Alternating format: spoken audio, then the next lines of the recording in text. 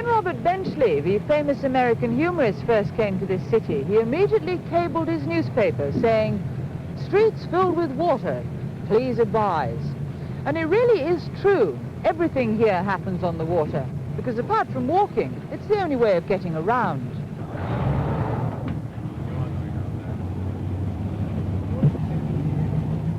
When the film crew and I arrive at an airport for a special assignment, there's usually a little bus to carry us and all our equipment to the hotel. But not in Venice. This launch picked us up from the end of the runway and brought us straight to the hotel door. Whilst we were going through the front door, the rubbish was being collected at the back door, because that too travels on the water in Venice. You don't hop on a bus here. You board the Vaporetto. It's a very efficient service which always runs to time, because busy though the Grand Canal is, the traffic doesn't grind to a halt like it does anywhere else.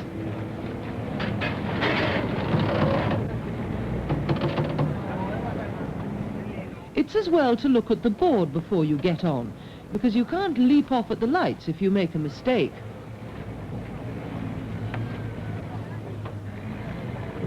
This is a Venetian cab rank. But water taxis are only for the wealthy, because it costs more to run a boat than a car.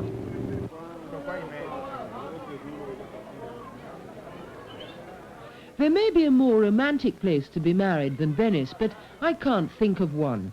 A deluxe wedding gondola waits for you on the steps of a Baroque church, and you're rowed by gondoliers in white wedding uniforms. Even death in Venice has a glamour you can find nowhere else in the world.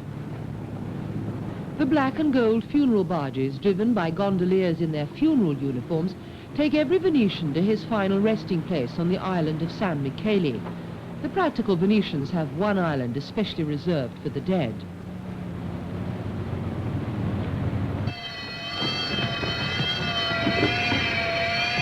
When the fire bells ring at the Venetian fire station, the men grab their equipment and run like they do anywhere else. But the fire engine is something different.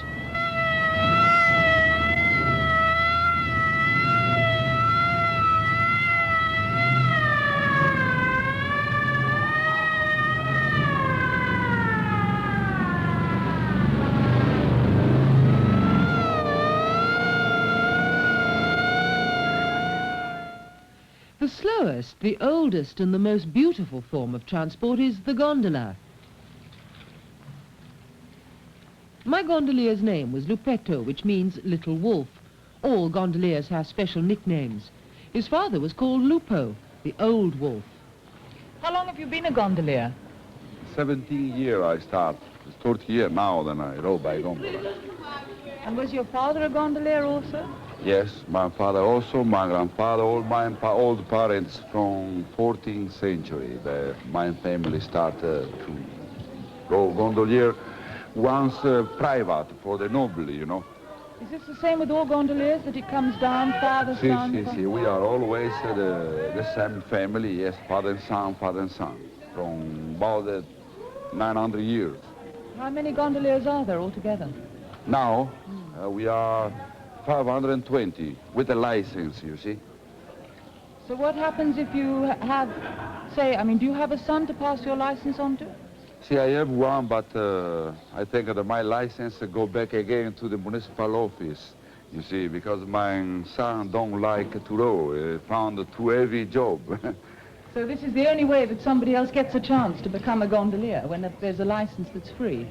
Free? No, but I don't rest free license, because many other gondoliers have many sons, you know. We usually, today, the gondolier have 3, 4, 5 sons. So 1 or 2, every family have possibility to have license, you know. The other gondolier don't have sons. Ho! Ho! Why do you do that? This is when we turn around the corner, you know. We call theirs, for if another boat come, they hear the voice, and so they reply back, be careful, keep it to the left, keep it to the right, you see. You look very precarious standing up there. Have you ever fallen in? See, I have fallen in the water many times, about 10, 11 times in 30 years, you see. It's easy today, especially today with this wave, you know, motorboat traffic always. What happened to the passengers? The passengers, they sit in the gondola, wait a minute, and come out. Come out in the gondola again, you see. Is the gondola something that only the tourists use? See, yes, only tourists. Venetians, they don't use the gondola because it is too expensive today, you see, too expensive. They go. Now, obviously, the tourists don't come here all the year through. How many months do you work altogether? We work only, but the summer is 7, 8 months, you see, beautiful weather. We work on four months, full up.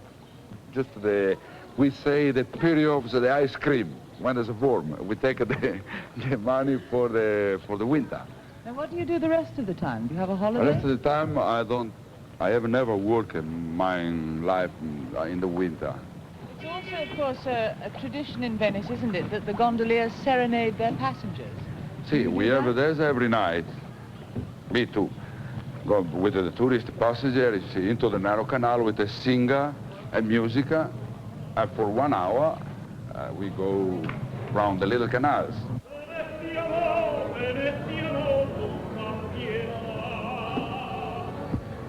This is the plastic Venice, the phony Venice that the tourists expect and the Venetians despise.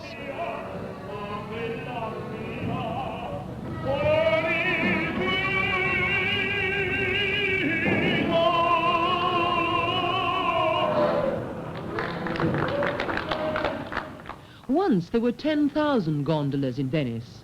Now there are only 520. In the 15th century, every one of the palaces along the Grand Canal would have its own gondola. The families of the merchant princes vied with each other to produce richer and bigger and more ornate gondolas.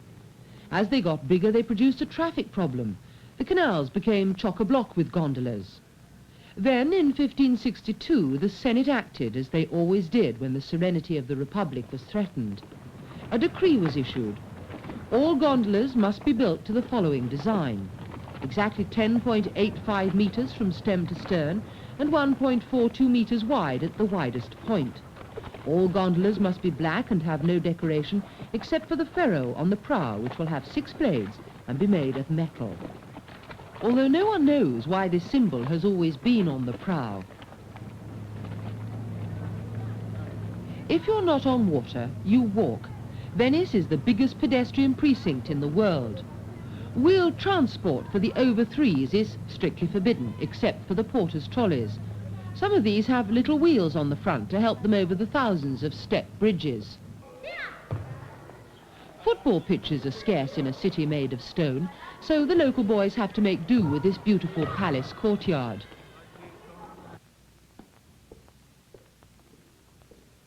This is a calle. It's the Venetian word for an alley, and there are 2,327 of them in Venice, covering 91 miles. The tall buildings on either side make it very difficult for strangers like me to find their way about. I wouldn't even go round the corner without taking my map with me.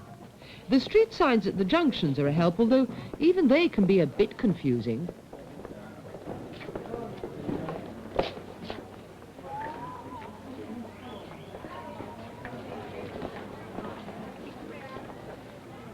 The really fatal thing to do is to use your initiative and decide to take a shortcut, relying on your sense of direction.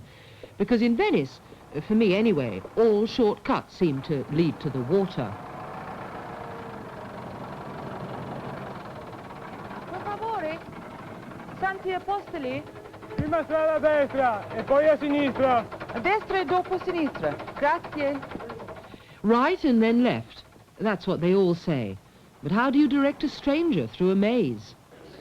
Campo is the name for the open spaces, although the word really means fields. When the city was founded, each little community had its own church with an open space in front of it for a market and for shops, and with a scuola, which is a kind of trade union headquarters. And each campo had its own well. And of course, when you live in the middle of a city that's built on a salt water lagoon, the supply of drinking water is very important indeed. But the water didn't come from deep down in the earth. It was rainwater that was caught in these grids surrounding the well, which was then filtered down through sand and taken into a tank down below. And the Venetians didn't forget their animals, because beside every well, there's a pussy well for the city's enormous cat population.